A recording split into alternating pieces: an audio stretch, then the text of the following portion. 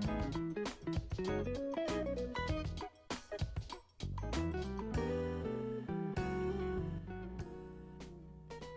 even though I know I have the time to give, the pain will go away and dry the hidden tears. I chose to love you more, cause heart breaks my flame. That girl that came before you was never my thing. And even if I could, I would never call it naps. Can you please forgive all the jealousy I have? This time I'm finding peace in my sorrow that I keep. And all I have is silence in your absence and release. Hey.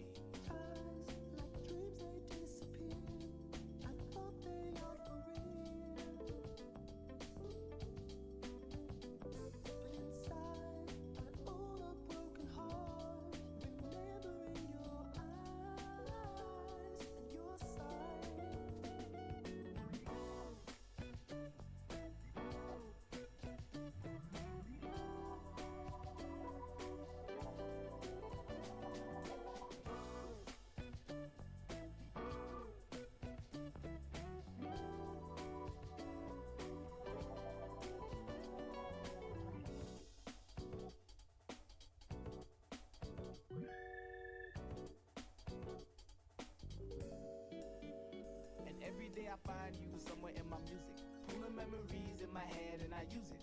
Dive in the fairy tale where everything is lucid. Every 1, 2, 3. That this girl is. And on and on and on, you are living in my song. In this world we have a baby, nothing can go wrong. I wake up from this dream and the pain kicks in. This fabricated version of reality is thin.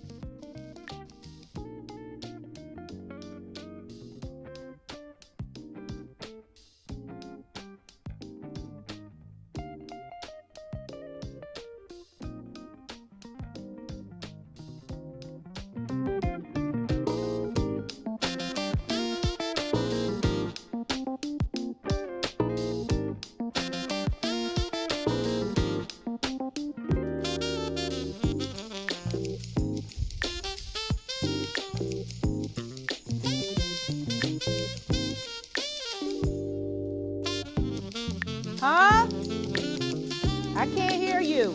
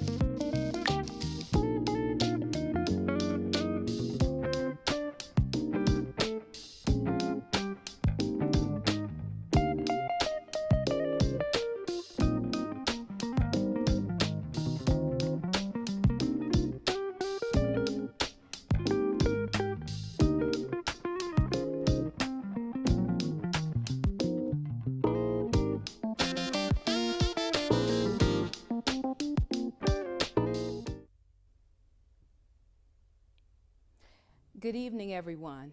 I'm the Reverend Dr. Leah Lewis, and I am the founder and executive producer of the Great Lakes African American Writers Conference. And we have a very exciting evening in store for you. It's the GLAAWC, that stands for GLAAWC, the GLAAW-C Youth Spoken Word Competition. And this is a competition between 6 youth from the city of Cleveland and 5 from the city of Pittsburgh. So we are thrilled with this turn of events. And before I go any further, I want to give a shout out to my partner in Pittsburgh, Demetria Bocella, with whom this event will not be taking place. So what's going to happen tonight? You're going to meet 11 dynamic young spoken word artists, 6 from Cleveland, 5 from Pittsburgh. And they're going to go head to head for bragging rights.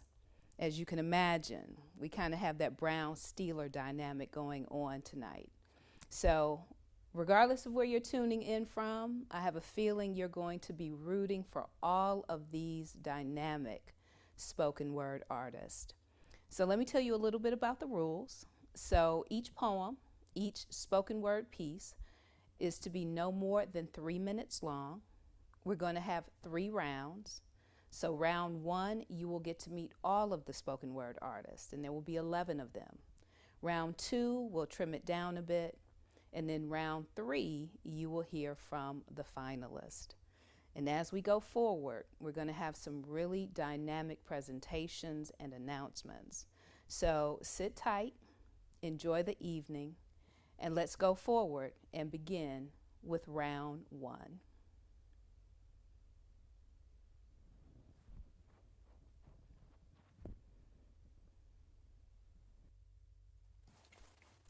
She was born into an abomination, the encroaching of personal rights displayed by a federal government we like to call a family.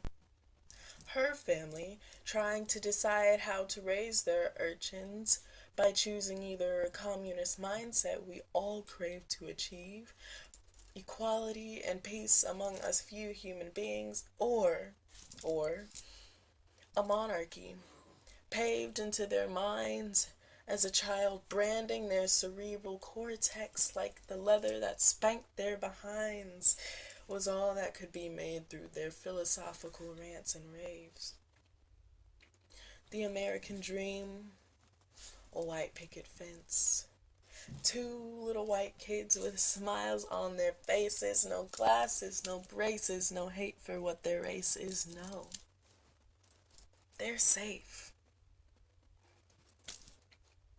Everyone drools for the American dream, the holy grail of democracy that we're all made to believe in.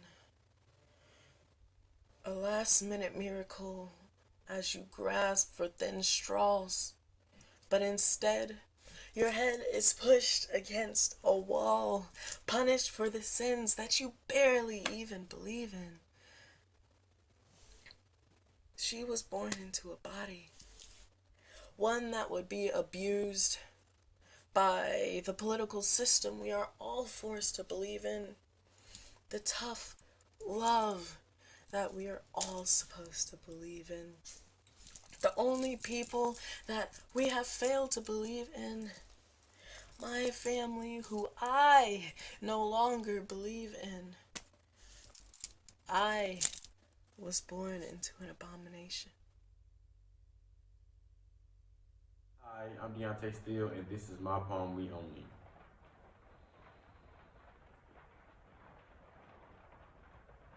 We only sit, slit wrists held together in acknowledgement. We only cry, crystalline tears praying the block don't choke us. We only sing pain and sorrow, grief not tomorrow, forever present.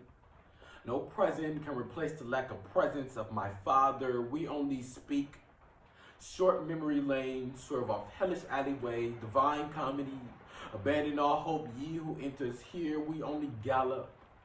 Rigged race is, cold case is, interlaced with asphalt of cigarettes. We only hide. A life, a hostless body, soil boils below, and crystalline tears on hellish alleyways. We only. Thank you.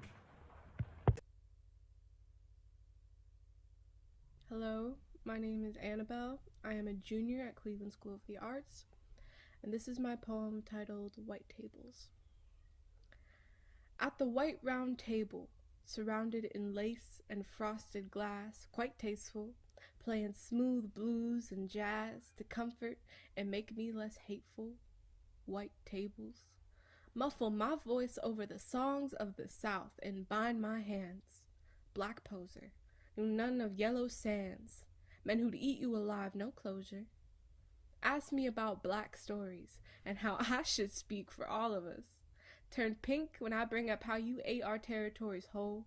Compliment my diction and how I outdo my brother who speaks in gap tooth, who howls instead of hoots and refutes instead of spews. I know nothing of old Africa. In black stories, they'd rip out strands of naps and let them shrivel on white lace under red candlelight. Cut your tongue on a black caricature and let it bleed blue on their carpet, made of white wool and white cotton. But I know everything of New America, red, blue, and black, seated at a white table. Thank you.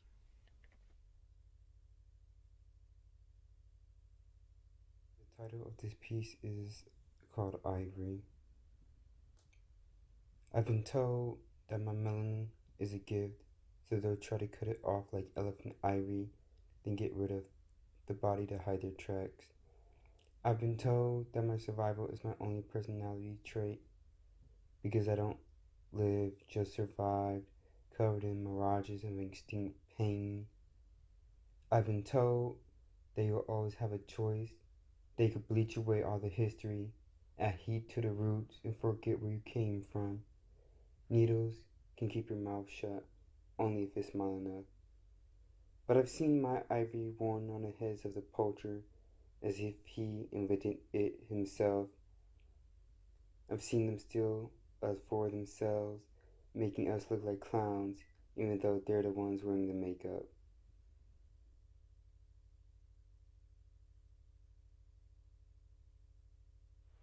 I don't get freedom. I get to watch my friends and family's lifelines end on the sidewalk.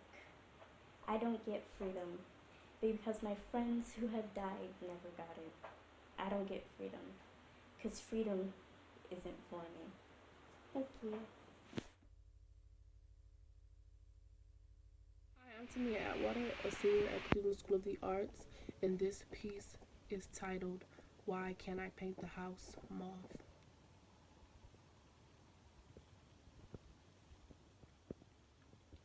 Scenes in the bathroom become too elusive to handle. I watch the water from the sink drip on beat. The purple lights flicker on and off as screams fill the bathtub, and the rusty pipes yell back at them. I've dragged myself through the ringer more times than I can count. And today, the same as last week, I sit in the same spot. A million voices in and out of my ears like drive-through windows, and I just can't breathe. Lies replay in my head. I'm thinking, why can't I paint the house mauve? The thought rewinds and rewinds. Why can I paint the house mauve? The bathroom caves in on me, the lights less purple and more of a lavender shade. My feet sweating, sliding back and forth, mopping the floor. Withdrawals aren't as impressive as the rap songs make them seem. Banging my head on the arm of the tub, this is the only arm I've ever had hold me my whole life. Thinking, why can't I just paint the house mauve? Euphoric vibes outside the door, remembering what you told me yesterday about rusty pipes being metaphors for baggage. You house other people's shit only for it to wear you down, morphing you into something that must quickly be replaced. Like chipping paint, if you pick it apart in the right places, you could make something beautiful. A mural, a miracle, a last hit, a last itch. Just why can I paint the house mauve? Don't you want to see it? Don't you just want to fall in love with something, even if it's just a color? Don't you want to see me in all shades?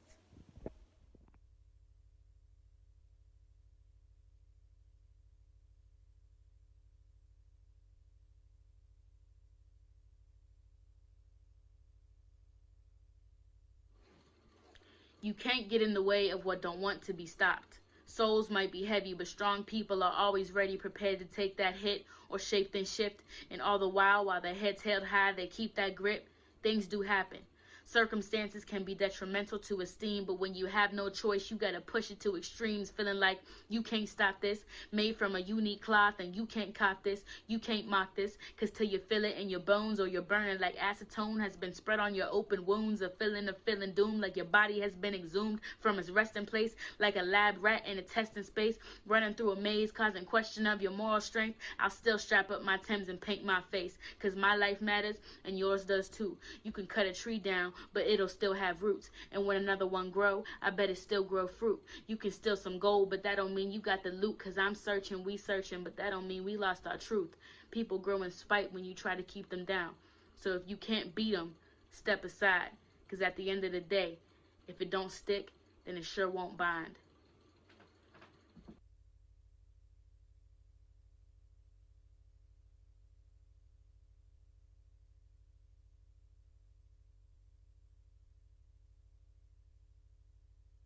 The bullets that fly by are destined for one target. It goes around the privileged and supremacist, avoiding the hate spreading social discriminators straight into the body of a person who just happens to be black, right? A regular person going about the day, but you don't like how proudly they walk in the skin that you hate, how they show off how much they love where they come from, and God forbid they're screaming Black Lives Matter. The injustice we face is something we're used to. The people who look over the fire are the root of the issue. You can't look over the fire and then try to understand how it feels to be in the flames. They go blind when we keep it peaceful, but they see when we give them a reason to open their eyes. For them to see past our skin tone, we have to be disguised, but we don't hide strong stances. There are distant cries. This isn't the land of the free. There is no justice for all. They look at us sideways, but we look straight ahead, tunnel vision. Blur out the hate because we're on a mission. That's why we stay. That's why we question the motive of every white person we meet. Balance is required for peace. There is no peace because the scale is tipped. Do you know what it feels like to get a side eye for walking with a hoodie on? Do you know what it feels like to be pinned down with a knee in your neck, gasping for what you didn't know was your last breath? I know who would, but he can't tell his story anymore. His skin tone was darker, so he wasn't human anymore. But that is going to be the last time. The last time one of my people fall because their skin is seen as a crime.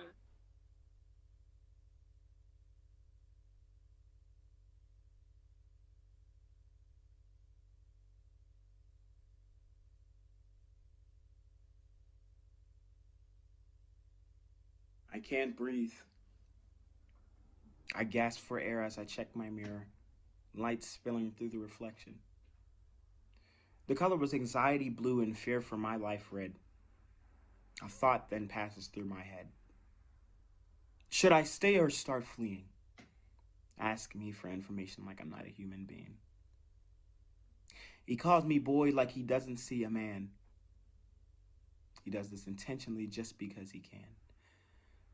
When we ask why, they say we don't comply and they call for 3 other guys.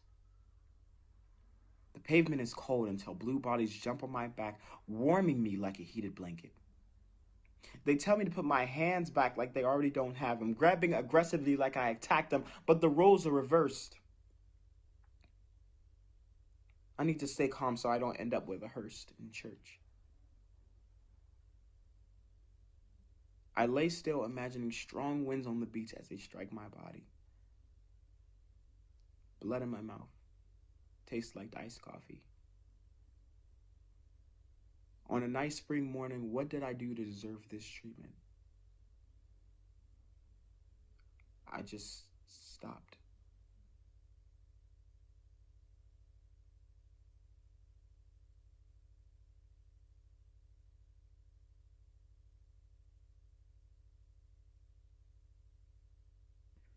Hi, my name is Elia Roberts, and the second poem I'll be reading for you today that I wrote myself is called Love is Timeless. One world, one sound. What we practice, we need to preach. But the only sound I hear are guns going off in the streets. Children crying, children dying, being separated from family. Name calling, guns cracking. Is this the world that future generations need to see? We all blossom from the seed that brought us love in war. But the only love we seem to bring ain't love from an open door. The hate we receive is coming full throttle. Your hair's too nappy, you're too skinny, you're too dark, you're too black. You're too black. There are no enemies, it's just our enemies that derive us to keep the shackles under lock and key, making the cuts that we bleed through, the hate they duck us into, the lies they tell their children, the stories that they kept hidden, the hate they keep on giving, the words that got us tripping, that make us question the cost of living. We swallow each other's words and cough them out like we all got bronchitis, the ISIS through our iris, making kneeling seem like a crisis, thinking black lives aren't all that priceless. The hate is temporary, but our love is timeless. See, that's what most people forget. Our hate is temporary, but love is timeless. Love is timeless.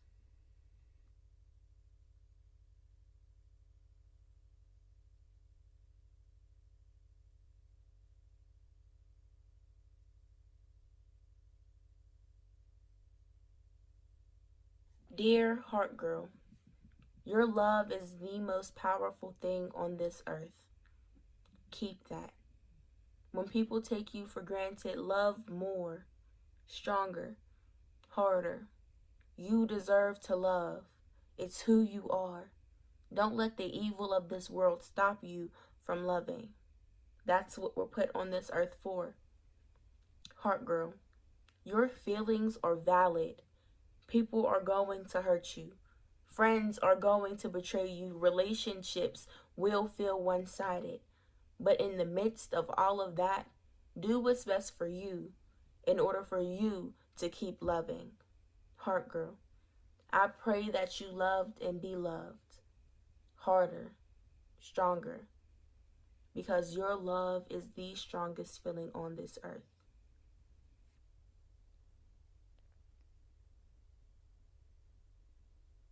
All right, so that was round one. Are you keeping score? Again, 6 young spoken word artists from Cleveland, battling 5 from Pittsburgh. The spoken word artists from Cleveland represent the Cleveland School of the Arts. And so I'd like to thank John and Elizabeth, the head of school, and their teacher who works in the creative writing program, for supporting the students. And in Pittsburgh, I'd like to thank again Demetria Bocella, who did a great deal of work with the Pittsburgh-based poets.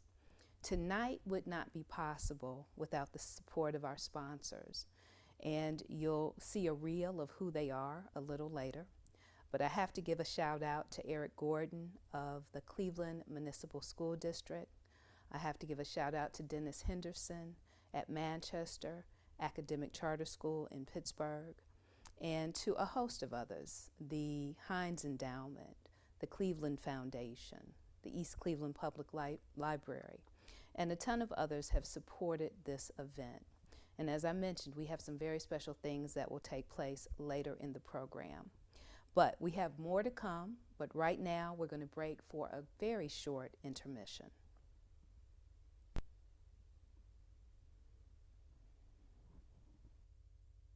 Hi, my name is Krista Sims. I'm in 8th grade. I attend Manchester Academic Charter School, and my poem is called All Black is Beautiful. I'm black and I'm proud even when I'm the only brown skin in the crowd. But I wasn't born that way. My ancestors led the way. They've influenced who I am today. Young, gifted, and black were their wildest dreams. But because of what they've conquered, we know we're kings and queens. I'm sharing this with you so that you can feel proud too. Always remember there's someone who loves you for you. When the world puts you down, always remember to stand tall and adjust your crown.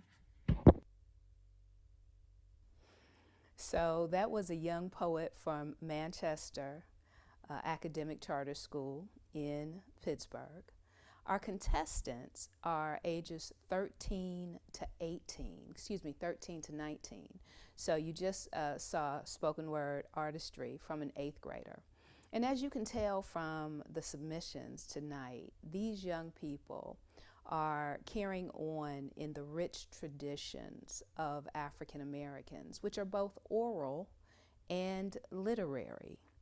It is often said that people of African descent are oral people. Well, you know, Timbuktu on the continent is where the oldest library is on the continent. So we are both oral and literary. Do remember that. So let's continue on and go to round 2.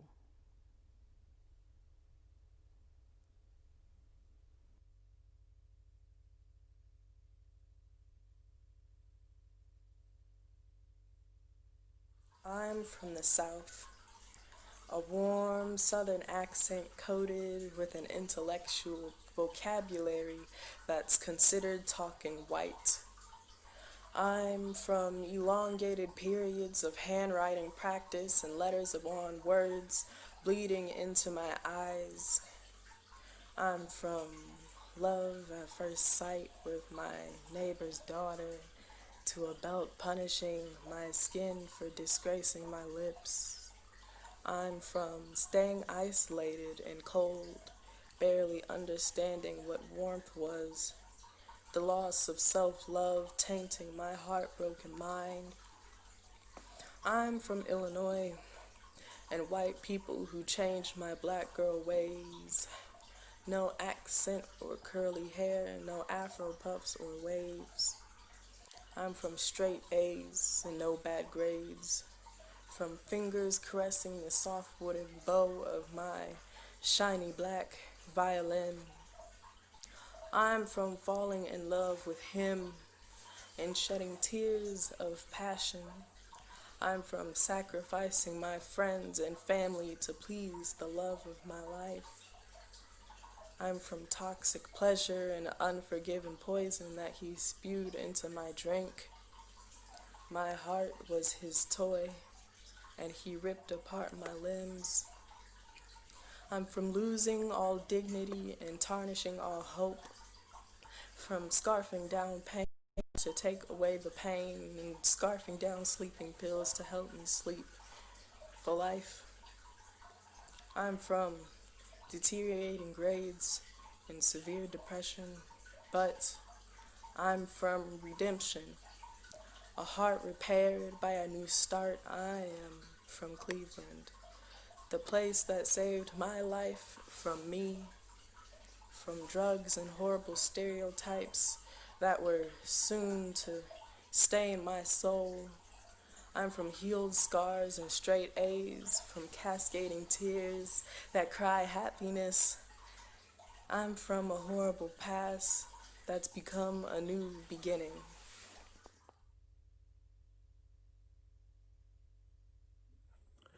Hello, I'm Deontay Steele, and this is my poem titled Amen.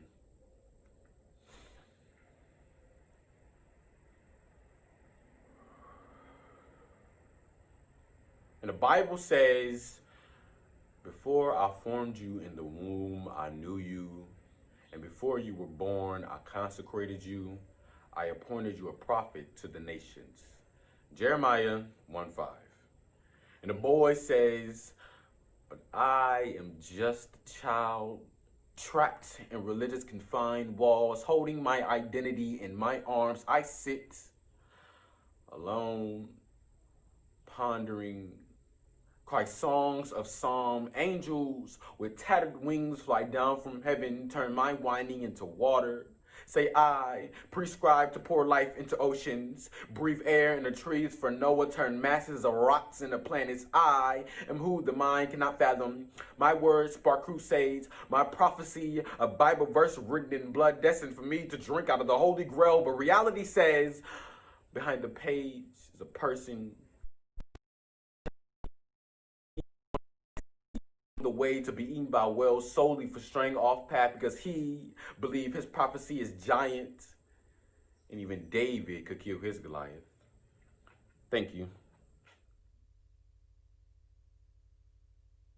Hi, my name is Annabelle. I'm a junior at Cleveland School of the Arts, and this is my poem titled Birdcage Brain. In my birdcage brain, I'll sing a song for you. One song in blue velvet and strung pearls, silver mirrors encased in sand, green sea glass and tiny bottles, and love poems scribbled on receipts and swallowed instead of spoken. In my birdcage brain, I'll dance for you. Falling feathers from my lips land onto slick ice, slip away from my hips. Moonlit boys in ice skates acting uninterested on first dates. They catch fireflies under stars and love from afar. Landing triple axels with ease, he spins while I plead, a lonely dance drifter, swore he never kissed her. In my birdcage brain, I'll take flight for you. Sweet pecks behind steel doors and trading secrets in snow. To forget his voice I am unable, yet you wrote me off as a fable. Wipe away my arms, my tongue, and my breath. Rip open my eyes, my lips, and my chest. Rest here and sleep softly. A broken rib, a blue feather, and a star. The cage gate breaks. Thank you.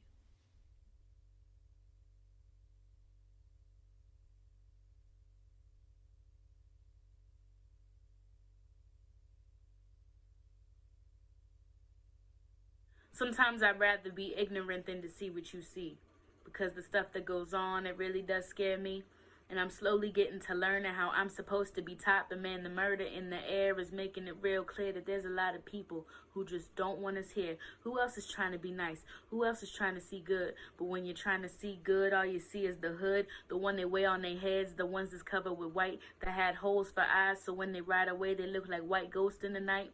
Horses they ride on, burning trees in the air, the endless amounts of murder that were plain unfair. And it's awfully kind of crazy when you say that we're complaining, but I'm sorry, Mr. Man. Were your people ever stolen and deprived?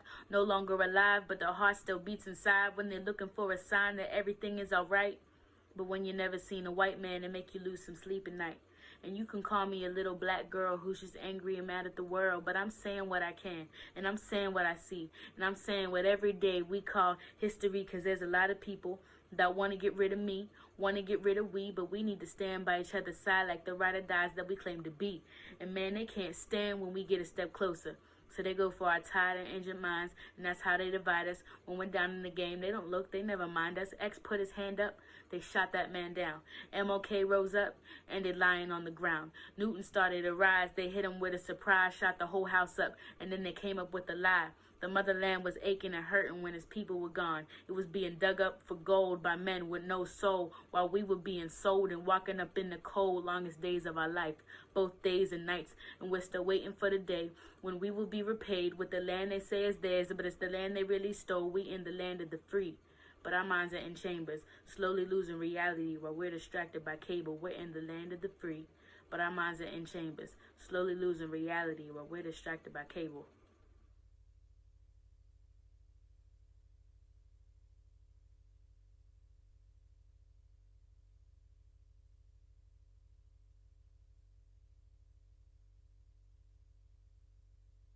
He walked on the street side. That's what my daddy used to do anytime we went anywhere. even on daddy-daughter dates. When I asked why I can't walk on that side, Daddy would say, the man is supposed to stand on this side, especially if he loves and cares about you. I've never really experienced that with anyone other than my dad before. It had been so long since I've actually walked with my dad, I totally forgot. But it all came back when he walked on the street side, making sure I never walked on the other side of him so I'd be safe. When I asked him why, he gave me a similar response to my dad's. That's what men do, he said. My smile grew bigger. My heart grew warm. I tried to hide it but failed. He treats me like his queen. How did I end up so lucky? I'm afraid that I'll end up messing this up. That I'll get too attached and make him want to leave. Make him think I'm not worth his time, because everyone does eventually. Even my dad. But he walks on the street side, and I was taught that's a sign of love.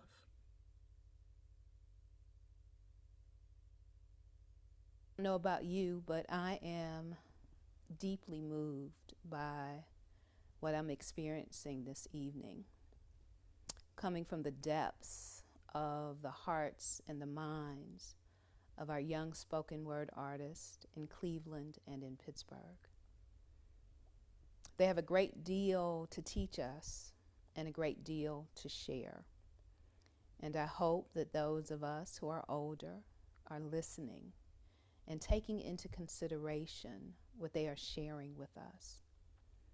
In the first round, we heard a number of poems that spoke to Black Lives Matter. And I want you to know that GLAAW-C, that is the Great Lakes African American Writers Conference, fully stands in support of Black Lives Matter. As the premier literary event celebrating African American literature in the Great Lakes states, GLAAW-C stands with Black Lives Matter and the activists that drive this crucial movement for human rights, which attests to our inherent beauty, dignity, and humanity. Black lives matter too, including the lives of members of the LGBTQ communities. We encourage you to stay connected as we are planning literary arts programming in 2021 that speaks to this essential divine truth. Like, share, and follow us on Facebook, YouTube, and Instagram so you can stay abreast of the work we're doing. Before we take another intermission, I also want to lift up two other individuals who played a role in this evening's event. Vincent Folks, who is the Youth Poet Laureate of Allegheny County in Pennsylvania, an outstanding, talented young man, full of dignity and integrity. And also Honeybell Bay, the Poet Laureate of Cuyahoga County. We thank you both for your contribution to this evening. Another short intermission, and we will return with our final round.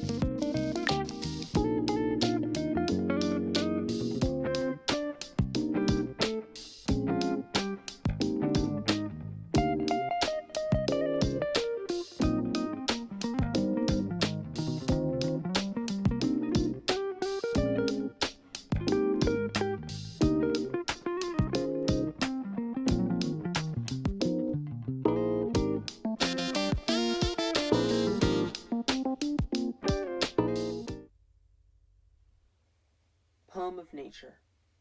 As I walk in the wonderful field, I stare in awe at a tall, slim tree. The lilies blowing and dancing towards me.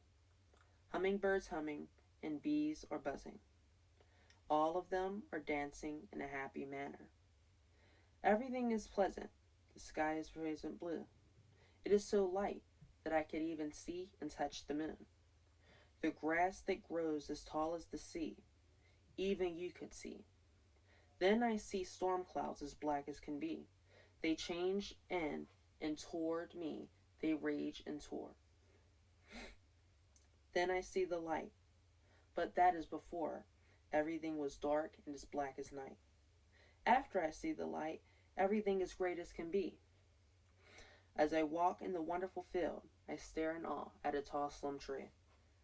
The lilies blowing and dancing towards me. Hummingbirds humming, bees are buzzing. Everything's good and pleasant for me.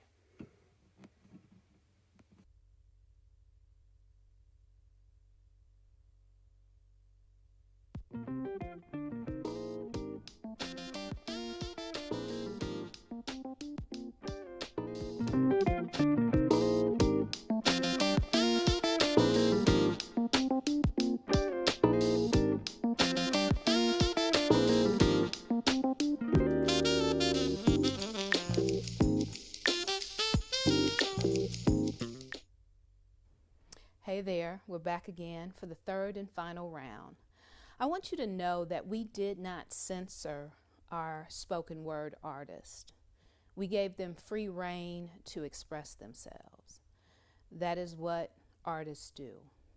So, for those of you with sensitive ears, understand that the young people were simply revealing the truth of their experience, which we support and hope we can improve upon.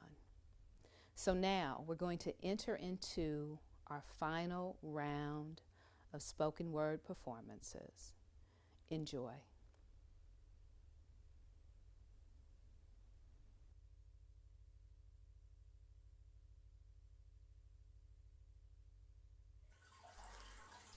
I'm exhausted, slaved away to the age-old cycle of maturity, unsure of the destination my whistle will blow, particles floating into an abyss only to find its way to the ground.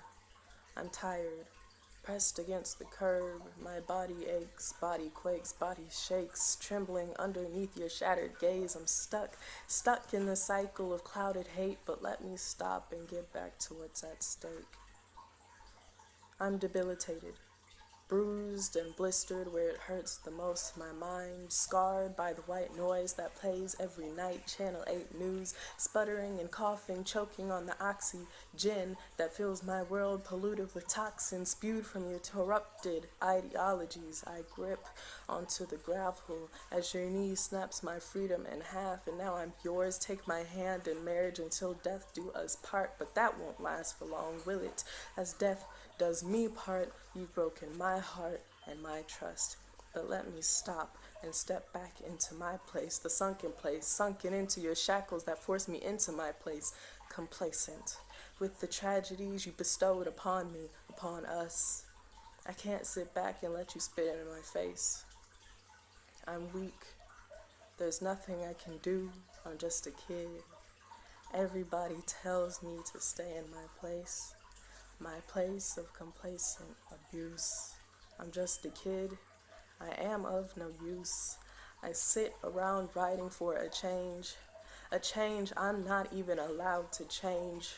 Static movement in my brain, a dynamic progression that's hard to move, shackled in the cuffs of maturity, unable to break free until 9 + 9.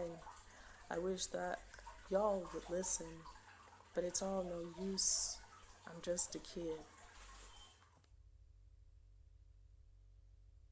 Still, this poem is titled In Case You Forgot.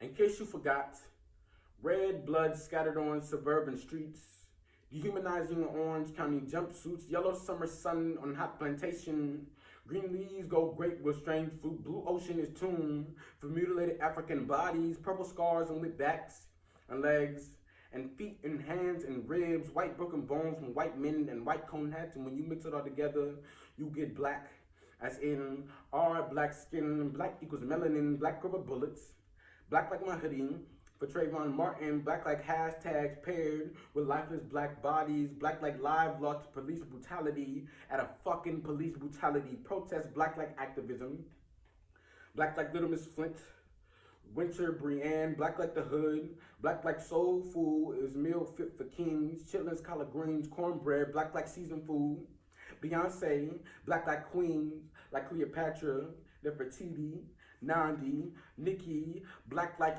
Africa is the motherland, black like Mansa Musa, Shaka Zulu, Ida B. Wells, Frederick Douglass, black like HBCUs, black like innocent adolescence is a black fairy tale for black children, black like be home by the time the streetlights come on, black like black mother saying I brought you in this world and I can take you out, black like she wasn't just talking to her kids, black like she was talking to white people, so I say it again, white people, we brought you in this world and we can take you out, because white people, you ain't shit but a mutation off our genes, black like hands up, no shoot, black like harsh synthesis, black like the wrongfully convicted, Central Park 5, Emmett Till, Centoya Brown, Mary Turner, 26, Ed Lang, that's just to name a few. Black like systematic oppression is yin and black people are yang, black like the original Lady Liberty, black like the original Wall Street, look it up. Black like before they grew, Central Park, it was a flourishing color community. Black like Fannie Lou Hamer, Huey P. Newton, Aretha Franklin, Marvin Gaye, Billie Holiday. Black like Ava DuVernay, Angela Davis. Black like people don't know that the first 8 presidents of this country was actually black.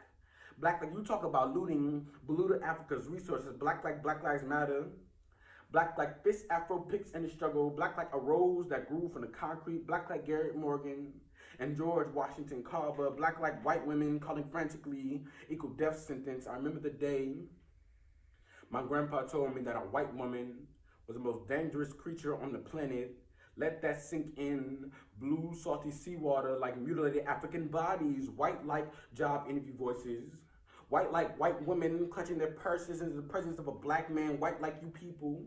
White like, can I touch your hair? White like, you're pretty for a black girl. White like nigga. Black like 12 Years a Slave. Black like James Baldwin, Maya Angelou, Toni Morrison. Black like generational trauma. Black like excellence.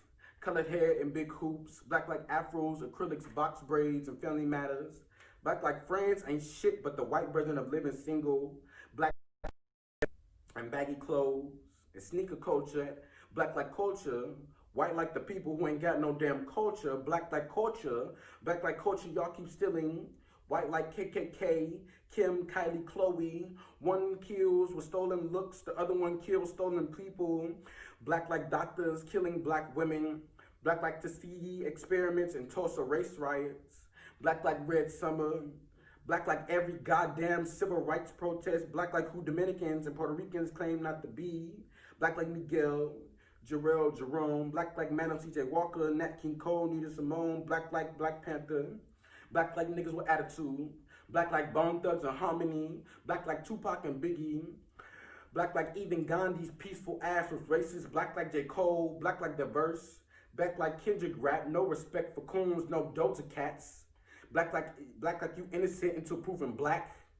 Cameras out ready to record bullet wounded breathless bodies. Black like breathless bodies for daily tasks. Jogging. Walking, running, wearing a hoodie, sleeping, selling CDs, driving, playing at the park, buying Skittles, going home, having broken tail lights. Black like chalk it up to suicide. Black like breathless bodies for misdemeanors, selling cigarettes, running a red light or writing a bad check. Black like 7 minutes of I can't breathe. I can't breathe. I can't breathe. Black like calling out for your deceased mother because I can't breathe. Black like take your knee off our necks. Black like protests seen as riots. Black like I can't cry no more, just anger. Black like they put civil rights pics in black and white so we will get over it. Black like we always have to get over it. Black like get over slavery, that shit was 400 years ago, but never forget 9/11. Never forget that a white man gave you freedom. Never forget that we owned you. And and never forget to stay in your place. But you forget the countless names, you forget the rigged system, you forget the beatings, the deaths, you forget the history, shit, you forget the truth. But we will never forget that we are black like MLK, Rosa Parks, Harriet Tubman, Malcolm X, W.E.B. Du Bois, and Sojourner Truth. Thank you. Hi, my name is Annabelle. I'm a junior at Cleveland School of the Arts. And then this is my poem called Click. He paints me black and stains me blue, from microchips to my bruised lips, from orating in code, in his palm waiting for him to devote, my senses updating for the next download. My moon in Taurus, I'm big, bold, and blue. Add him to my cue, play him over and over, find us in the cloud. He's big, bad, and loud, I like the way he sounds. Blinded by all the lights, rolling up, take a bite, staying up every night, studying poetry to recite. Click on my website, buy and sell the spotlight, except for you that's copyright, stealing credit for a like. Try and tell me what to write, steal my pen, steal my life, the screen record your Insta live, the truth you won't derive, back up your hard drive, you need a follow to survive. Through a disc, through your window, broken glass on your pillow, new emblem for your ego, set your settings incognito, play back that old Gambino, yes I am a pretty Negro, write a comment for the culture, eyes resembling a vulture, kill a brother for the numbers, wasting summers high on uppers, love to exploit a lover, watch that video buffer, the sex gets rougher, let your cursor hover. Remember your mother and your sisters and your brothers and watch him stuff her and watch her suffer. Remember the numbers and the sound of the click. Thank you.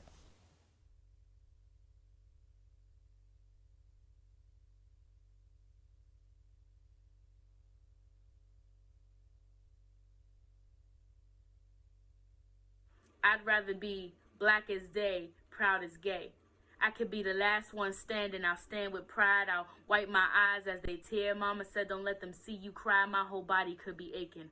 Pains and all, I'll take it to the chin, hoping that the pain resolves. Not the type to wish it away, what kind of pain dissolves? Living in a lifetime of struggle, my people's pain revolves. My city was Pittsburgh strong when them people got hit. But we had to resist all summer for a man who was lynched. Tired of crooked politicians who all lie in the pinch. Bodies laid across the concrete, inhaling the stench of blue officers, forgetting that they signed up for this. Comparing our occupation to the skin that was hated and whipped, tainted and flipped. I'd be crazy not to know my people are painted and dipped, even after being shaken and tipped. Packed like sardines, it was thieves that had us labeled and shipped. I feel I got genes of kings, a bloodline of royalty, queens and things. They don't look until it gets extreme in things, but black is still here. We supreme in things. They can never get rid of us. They just dream in things. They've been on the side of evil. You know them demon things. Our mayor is after activists. Welcome to the black and yellow red state. Know just where you're coming, where your head lay. Bones lie beneath, holding spells no one would ever tell. We'll probably all go to hell, to wallow in the pits of our own ruins. But I'd rather be black as day, proud as gay, and fighting for my people while I do it. Ooh, that was fire for sure. Well, we're going to have another short intermission. I want to state that we're going to have another young poet from Manchester Academic Charter School in Pittsburgh. Enjoy. Her skin shines bright in the sunlight. Everyone stops and stares. They stare just because her skin is dark, but she doesn't acknowledge it. And she carries herself with such class. That's why we say Black Girl Magic. Hello, I'm Tracy Hall, Executive Director of the American Library Association, and I'm thrilled to come before the attendees of the 3rd Annual Great Lakes African American Writers Conference. Kudos to Reverend Dr. Leah Lewis, the founder and executive producer of GLAAW-C, Carlos Latimer, Director of the East Cleveland Public Library, Karen Long of the Cleveland Foundation, the convener of Cleveland Book Week, and all of the sponsors and partners in Cleveland and Pittsburgh for carrying on and delivering GLAAW-C 2020 virtually. The American Library Association is the oldest and largest library association in the world, founded on October 6, 1876, during the Centennial Exposition in Philadelphia. The mission of ALA is to provide leadership for the development, promotion, and improvement of library and information services and the profession of librarianship in order to enhance learning and ensure access to information for all. As executive director, I am happy to support GLAAW-C, which aims to eliminate knowledge deficits for aspiring writers while highlighting leading writers of African American literature. How wonderful to have poet, essayist, novelist, and playwright Pearl Cleage and publicist Kemma Jones serve as your literary and professional keynote speakers, and to have nationally renowned and up-and-coming local authors come before you to share their gifts and graces. Let me not forget the talented youth who participated in the GLAAW-C Youth Spoken Word Competition and the phenomenal Damascus Theater Collective of Pittsburgh who produced Miss Cleage's Flying West. Reading and writing go hand in hand. Please continue to do both and to do both with a purpose. Make the most of today as you celebrate African American literature, art, and culture. Have a great conference and stay connected to your local library.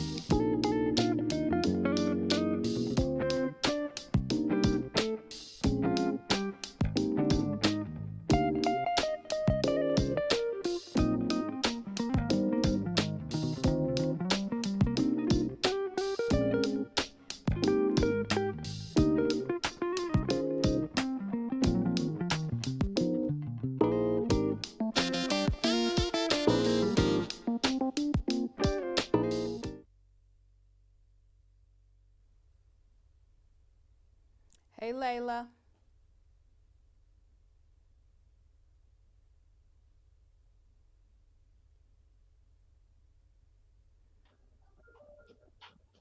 Hello, Hello. hello. Layla, how are you? I'm good. Good. Thank you for your contributions this evening Of course, no problem. and Thank you this for having morning me. as well. Hi, Bree. How are you?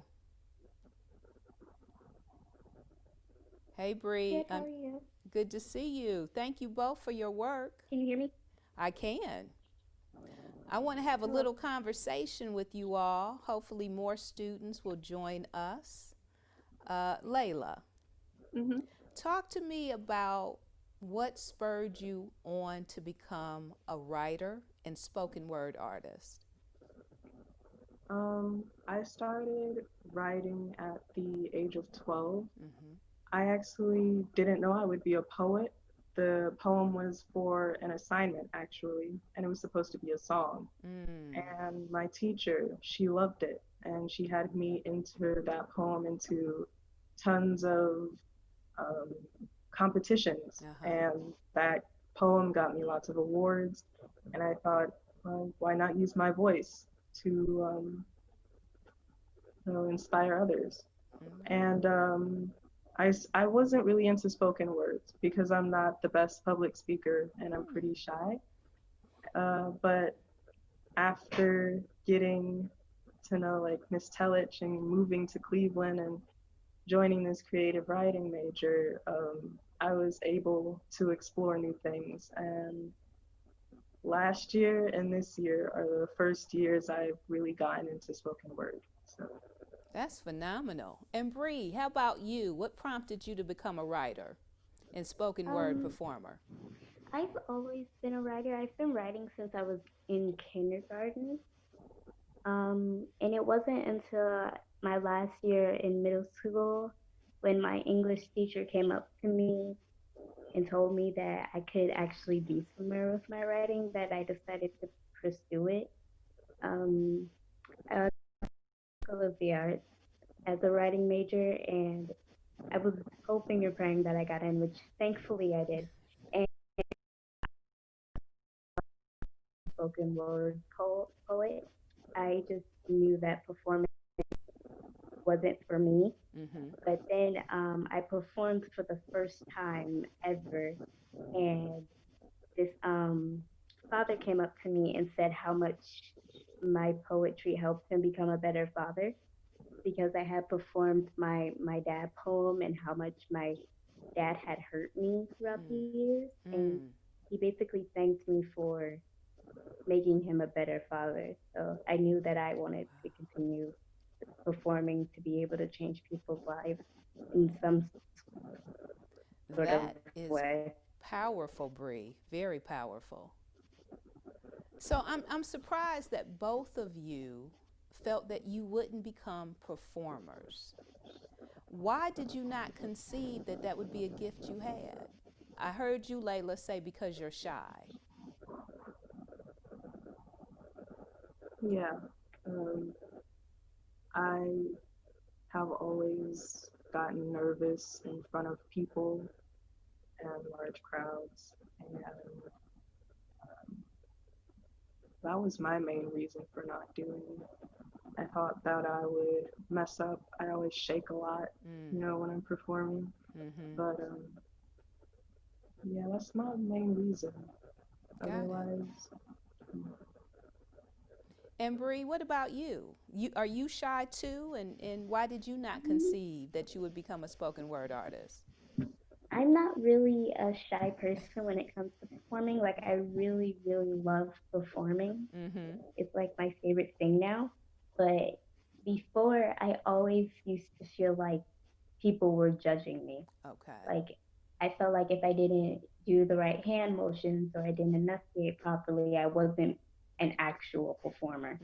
So that kind of got to me. That kind of and ruined performing for me. Got it. Deontay, thank you for joining us. Oh, no problem. Hi. How you doing? I'm doing great. How are you doing? Good. Good to see you again. So I asked the ladies what prompted them to become writers. What's your story? What's your backstory? Okay, so I've always been like a little creative with everything. Mm-hmm. So I had this English teacher in seventh and eighth grade, obviously, but in my seventh grade, my teacher name was Miss Turner, and she made us write like Greek mythology stories, but like make up Okay. your own. So I was kind of like feeling it. So me and my friend wrote a story. It was decent. So I was like, oh, maybe I could do writing.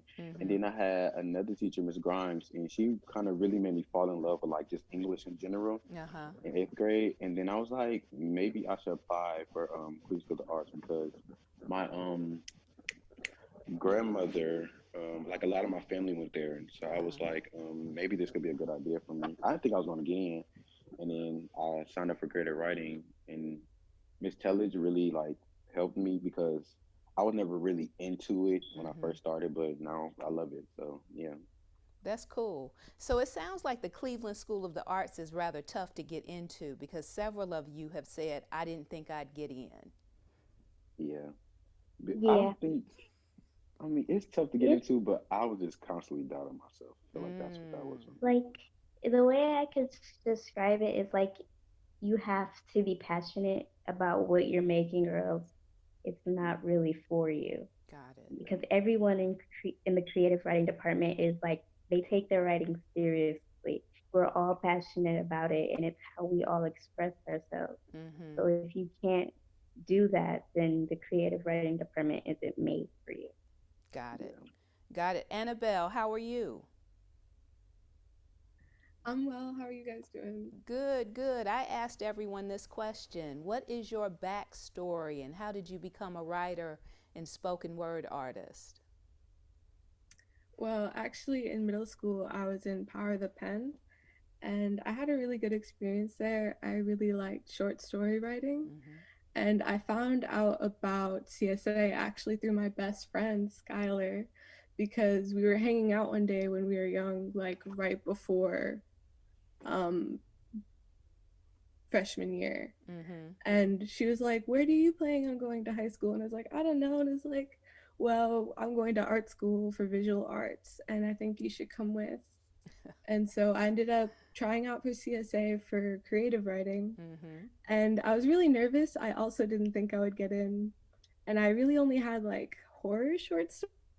Oh, But when I okay. came to CSA finally, like my whole style of writing changed and I Mm-hmm. got really into spoken word.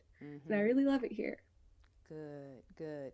You know, all four of you put forth some very strong poems with what adults would call some strong language.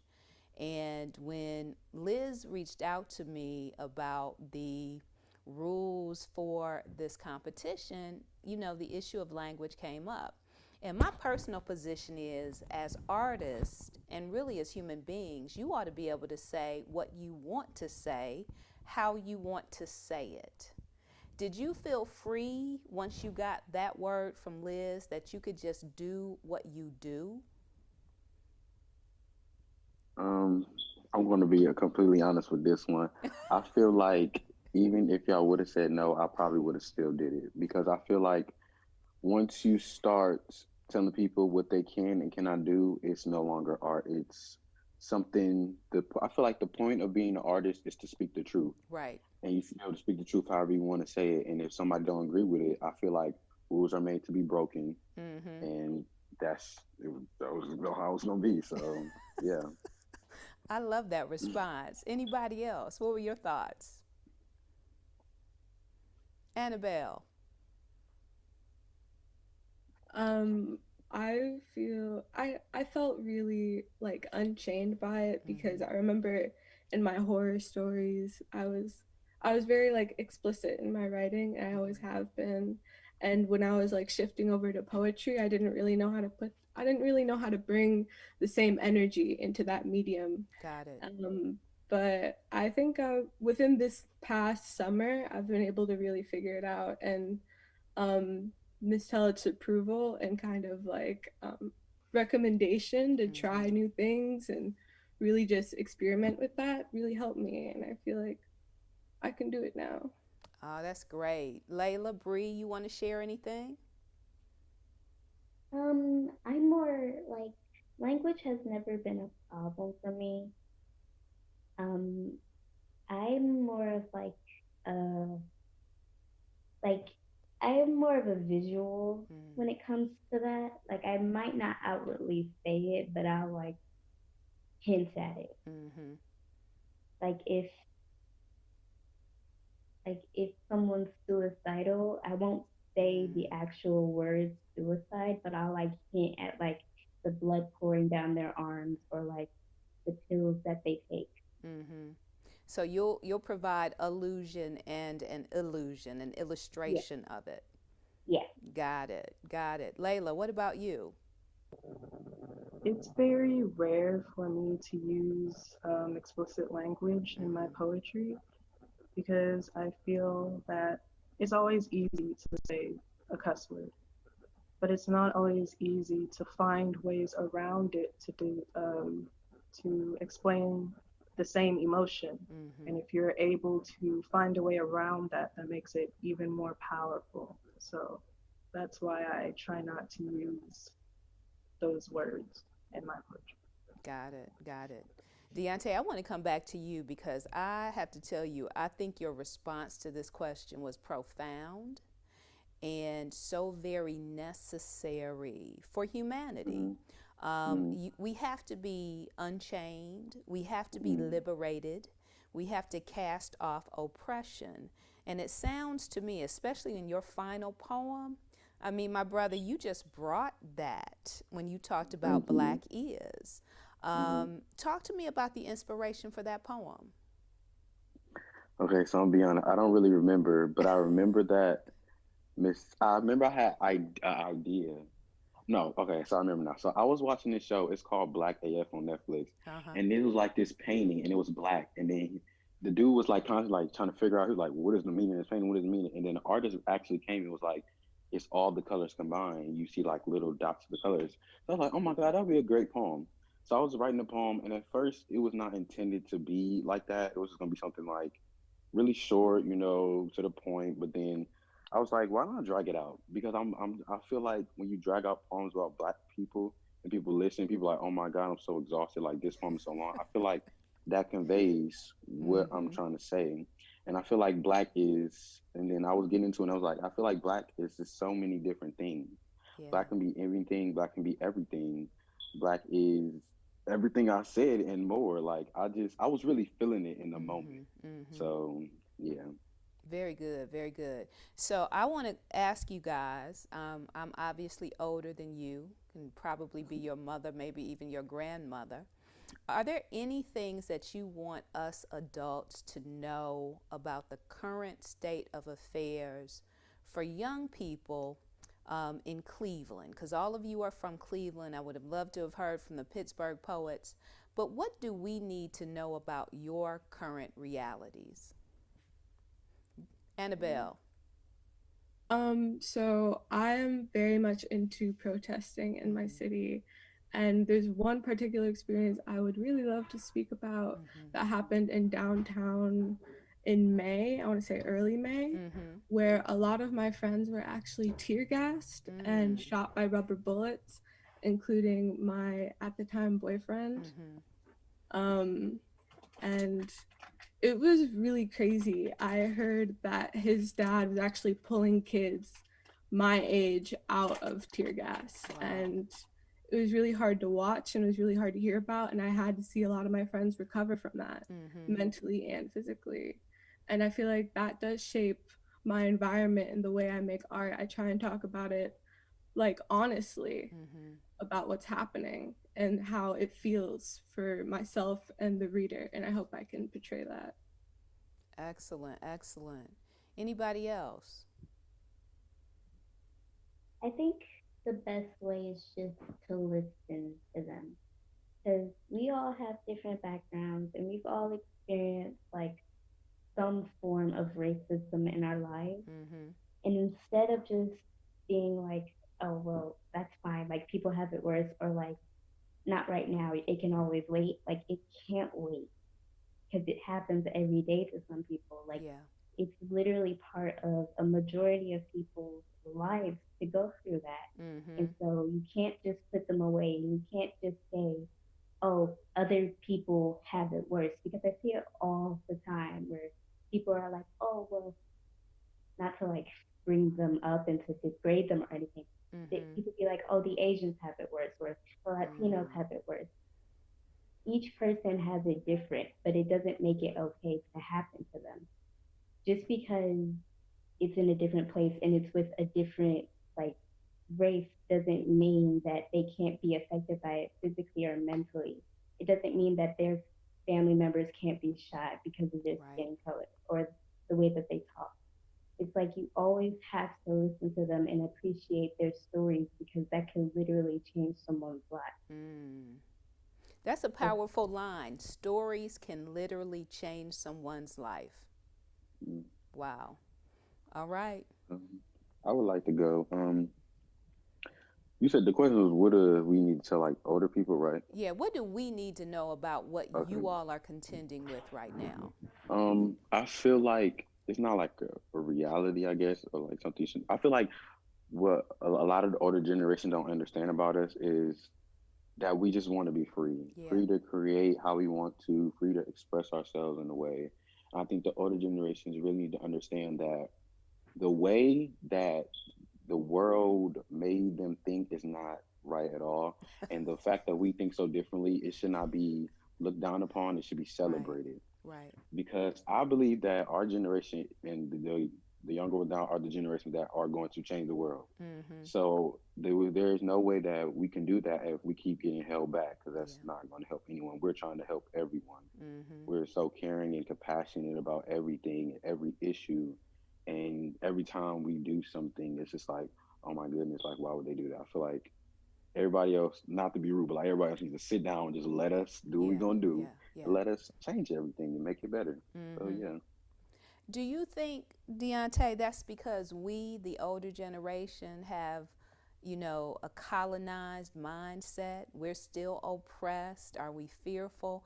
Why do you think we behave the way we do? What are your thoughts? I don't think it's the colonized mindset. I think it's the fear. The fear of, if I send my daughter out there with this type of clothes on, what's going to happen to her? So much of what everyone lives in is based in fear. And I feel like that's the thing that holds everyone back, is fear. Because what's really stopping you besides fear? Right. From getting everything that you want. Yeah. It's just the fear of what it is. We need to, I feel like if everyone stops listening to we need to relearn everything. Stop listening to everything that we have been told, because it's obviously it's not working. And there's no way that we're going to use this current system and it's going to be better. We have to find a way to create a new system, and let's do it peacefully and with no resistance. So, yeah. I love it. Layla, any thoughts? I think it's similar to my last poem that was shown. Like, because we are not as old as you, and we don't have as much experience as you, we're automatically thought to be stupid, or we're always treated like children until 9 plus 9, you know? Yeah. And I think that people should appreciate our youthfulness, because we're not going to be as, you know, useful when we're old. You know, like when we're young, we still have a lot of energy. We still have that drive. We still have power. That's when we're most powerful. And you're just like constantly shutting us down because we're young. We're always on our phones. Well, maybe we're on our phones trying to, you know, make a change. Yeah. So, like, I think that people shouldn't look down on us because we're a certain age. That's not fair, because there are immature old people out there, and there are very intelligent young people out there. So I just think that everybody should know that everybody wants change. Doesn't matter about the age, what you look like, you know.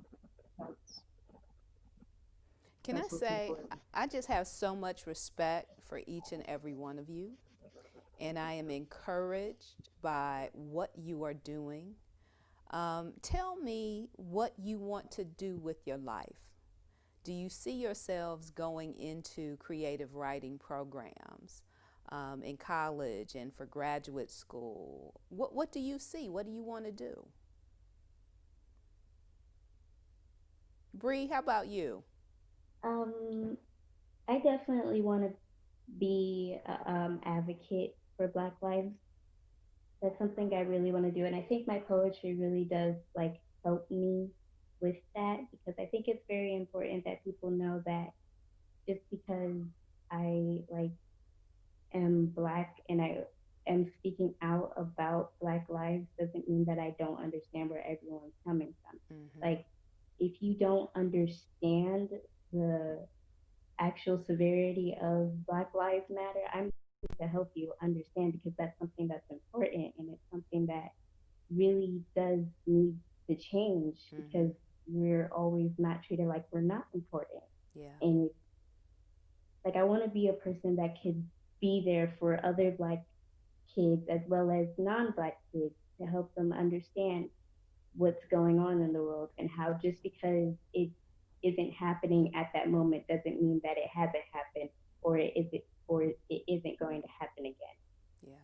Yeah. Got it. Annabelle, how about you? I plan to study at Barnard University in New York for journalism. Okay. After that, I'm not quite sure where I want to go. I suppose I can figure that out once I'm there. But those are my dreams right now. Love it. Deontay, how about you? I'm not gonna say I don't know, because the problem is not that I don't know, is I have too many options. I feel like I want to do everything, but what I do know is I want to help people, whatever I do. I don't know if writing may take me there, or some other field. Maybe I could be an educator or doctor. I don't know, but I know that I want to help people. So yeah. You'll sort it out. You have time. Yeah. Layla? I plan on going into the counseling field. I want to help people the best way that I can, because the mind is very important. Mental health is just as important as physical health. And I want to help people through my words and poetry and writing, as well as in an office as they spill their guts to me, you know. I love it. I love it. I want to give you all one final word before we take a brief intermission and we come back and announce the awards and the winners. So any final remarks for our viewers? Bree, you are unmuted, so I'm going to start with you again.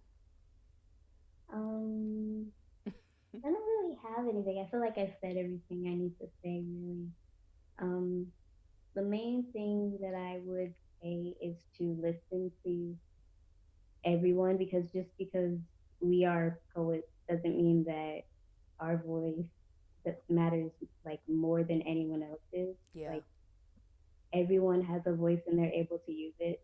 So take everyone's voice and what they say seriously, because they can help change lives. Excellent. Layla? Like Bree says, everyone has a voice, no matter what age you are. So use it, whether it's poetry, music, social media. The world is a scary place, and we need to depend on each other to help make a change. So just don't give up and keep going and keep doing what you can do, so you can make the world better for you and your family and all of the other people around the world, because it can happen. You just gotta speak up and do what you can. Love it. Annabelle? I just want to say thank you for letting me be a part of this. Thank you to my teacher, Miss Telich. I appreciate it immensely. Thank you to my friends, Deontay, Bree, Layla, everybody. I love you guys to death. And it's been so much fun. I just love the opportunity. Thank you for letting me talk about what I want to talk about. Oh, you all have blessed us this evening. And I just encourage you to keep speaking your truth. I'm so happy that you all understand the power of your voice, and I know you're going to continue to operate it. Deontay, Last word, my friend. Um, I want to say thank you to everyone for watching. Thank you to the writers in Pittsburgh because they were fire. What else would I like to say? Love each other, love everybody, show empathy, be sympathetic to people's situations. Black Lives Matter, Black Yes. Trans Lives Matter, everybody matters. That's right. Thank you. Thank you for the opportunity to. Hey, you are welcome again. You all blessed us this evening. I want you to stay put. We're going to take a brief intermission. When I come back, I'm going to announce the awards and the winners, and we'll have some special announcements as well.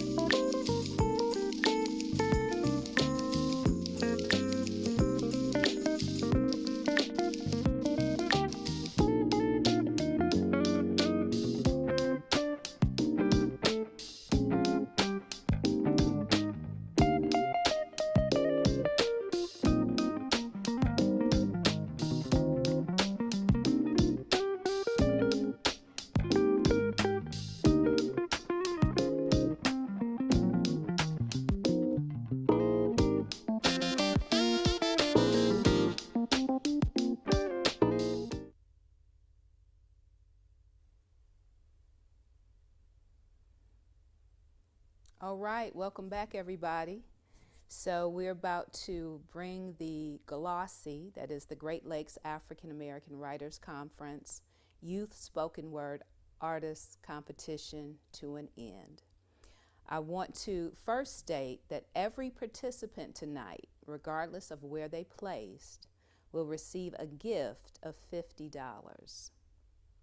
I also want to note the support of the Pittsburgh Steelers, who will provide swag to all of the participants, and the winner will receive a private video from one of the players of the Pittsburgh Steelers. I want you to know that as a Clevelander, we did reach out to the Cleveland Browns, who indicated that they could not support this venture at this time. Perhaps they will join us next year. So again, the Pittsburgh Steelers are going to provide the participants with swag. We're very happy about that. And the first place winner will receive a cash prize. It'll be in a form of a gift card of $250. Second place winner will receive $200. The third place winner, $150. And the fourth place winner will receive $100.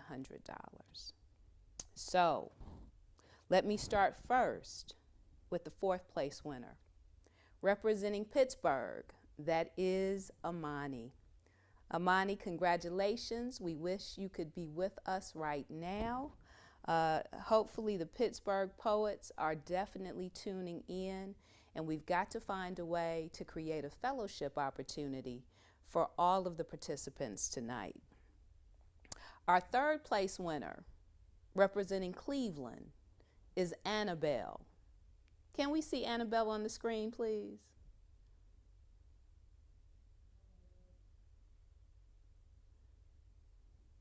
Maybe she's taken off. Annabelle has won third place.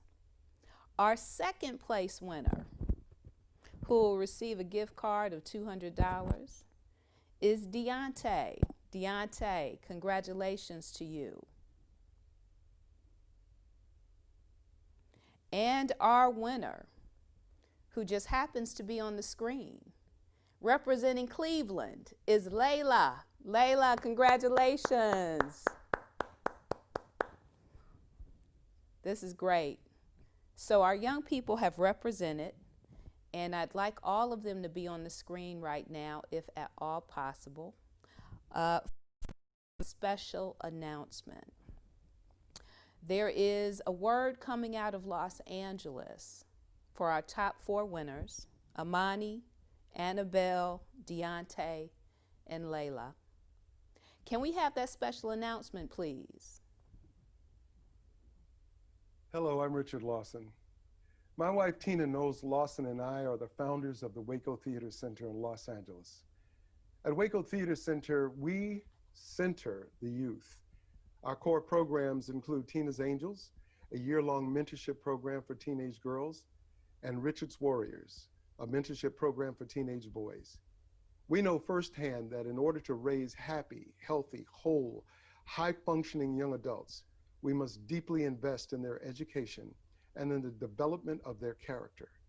We must find their individual voice and be unafraid to use that voice in the face of life's trials and tribulations. When we first learned of the work of Dr. Leah Lewis, founder and executive producer of GLAAW-C, we knew that there was an opportunity for a national partnership that could connect us all in this critical work of supporting the work of young talent. Indeed, we know a little something about that. That's why we want to encourage the youth of both Cleveland and of Pittsburgh, 2 cities facing tremendous challenges. We believe you all are overcomers. For this reason, we are excited to announce that in December, we will highlight the top 4 winners of the 2020 GLAAW-C Youth Spoken Word Competition during our I Got the Mic Spoken Word program. That's right. The winning performance of tonight's event will be a part of I've Got the Mic and will be displayed for the global audience. Congratulations to tonight's winners. We are thrilled for you and we thank God for your gifts. Take care of yourselves and each other. There is more to come. Wonderful. Can I see the top 3 back on the screen? That is Layla, Deontay, and Annabelle. Layla, do you know who that man is?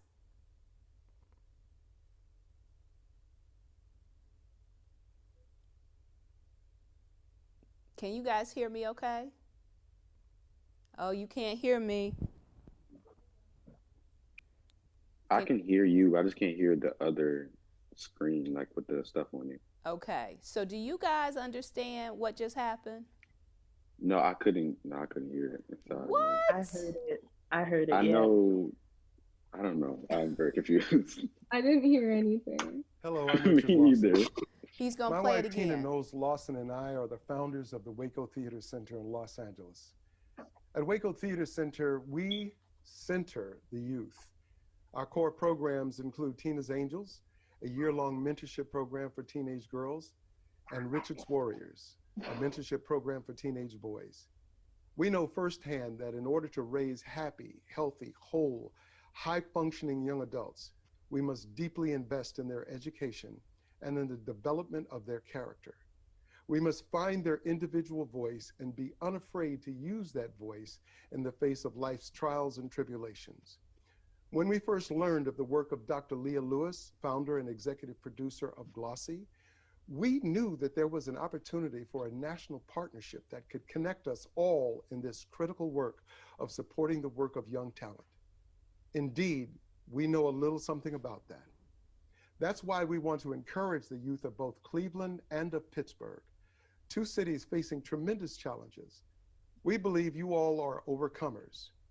For this reason, we are excited to announce that in December, we will highlight the top 4 winners of the 2020 GLAAW-C Youth Spoken Word Competition during our I Got the Mic Spoken Word program. That's right. The winning performance of tonight's event will be a part of I've Got the Mic and will be displayed for the global audience. Congratulations to tonight's winners. We are thrilled for you and we thank God for your gifts. Take care of yourselves and each other. There is more to come.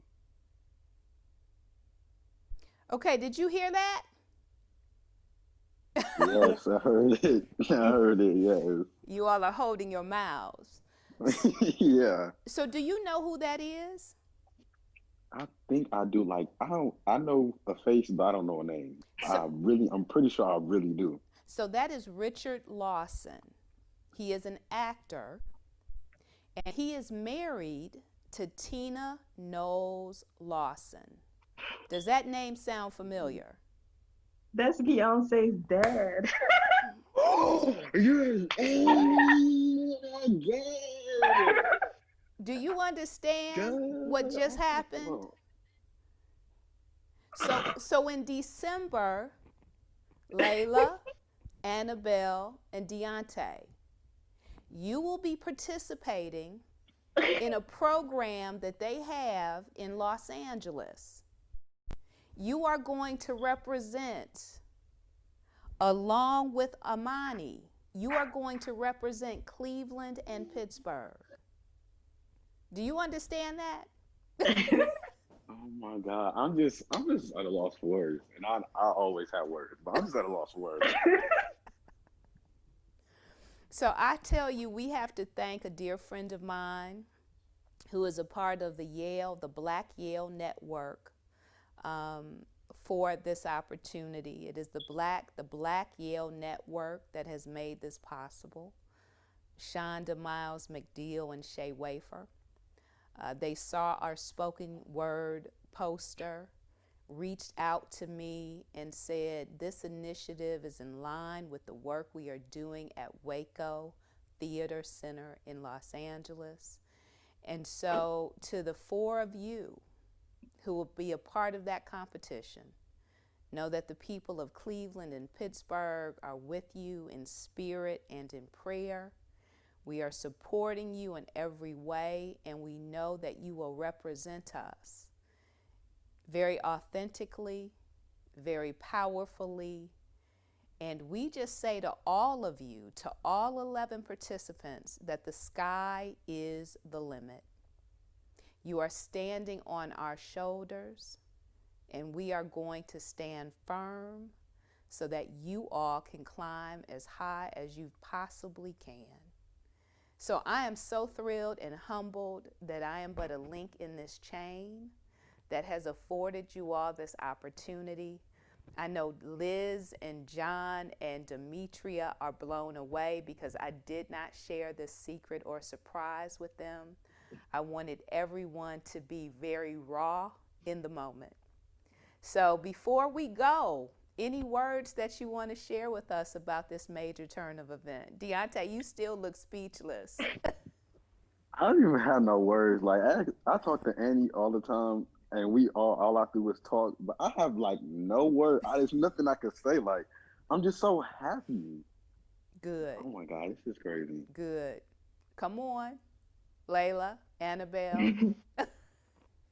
Thank you all for this experience. I don't know what else to say. I'm on the edge of tears. Like, Yeah, yeah. Beyonce's mother and stepfather have deemed your talents significant enough to participate in a competition in December. Annabelle? Bree, how do you feel for your friends? Isn't this wonderful? Yes, I'm like so emotional for them right now because I know how talented they are. Like you guys literally only saw 3 poems from them. Like they're so talented, and I'm so proud of them. Like oh my god. Yes, yes. It is emotional. I'm emotional myself. I mean, this is outstanding. Annabelle, are you ready to speak yet? Yeah, I'm okay. I have absolutely no idea what to say. Never in a million years would I think. I didn't even think I was gonna win tonight, honestly.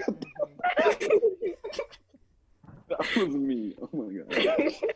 Just Oh because my. everyone was so amazing, but like, I don't know what to say. I'm so thankful. Thank you so much. You're welcome. And again, you guys have blessed us with your talents. And yeah, tears are welling up in my eyes. I am so thrilled for you. Again, I know you are going to represent Cleveland and Pittsburgh well.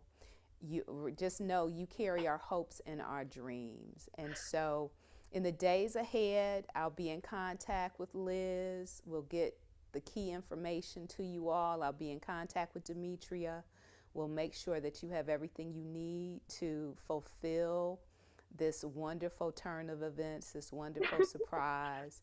Keep us posted, and just know we're excited for you, just as excited as you are for yourselves. So thank you all. Give each other a round of applause.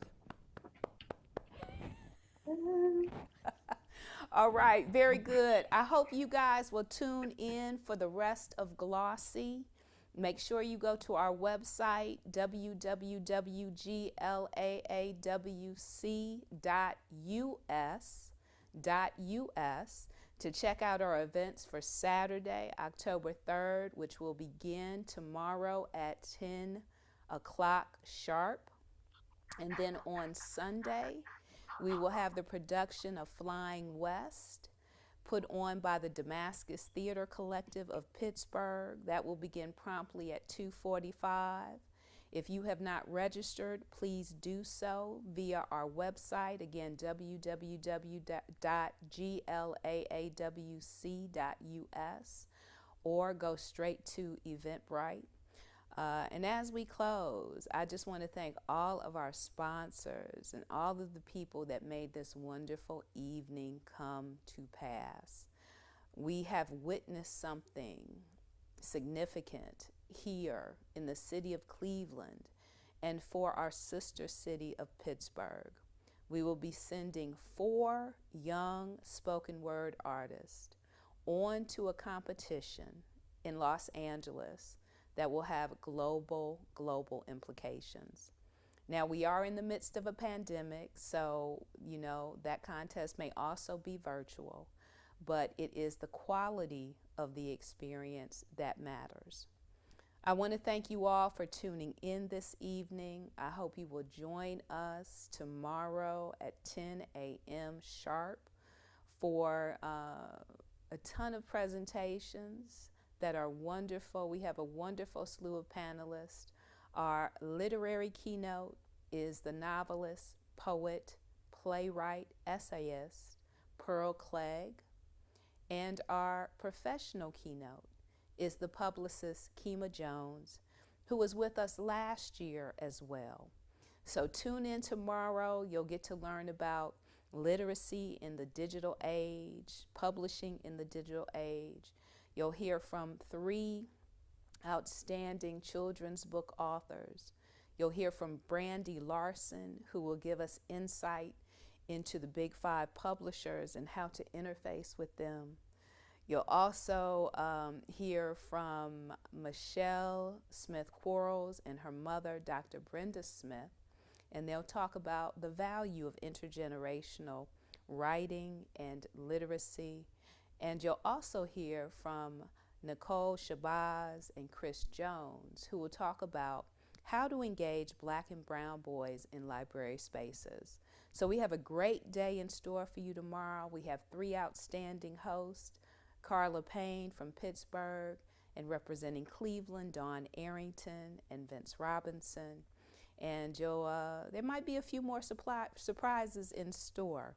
I don't know if anything can be as big as Richard Lawson appearing during GLAAW-C, representing the Waco Theater Company out of Los Angeles. Again, we want to thank the Pittsburgh Steelers who supported this event and our other sponsors, notably the Heinz Endowment, the Cleveland Foundation, the August Wilson House, and the East Cleveland Public Library, along with the slew of other sponsors and partners, including Kent State's Whig Poetry Center. Have a good night, and I'll see you in the morning. Be well, and God bless.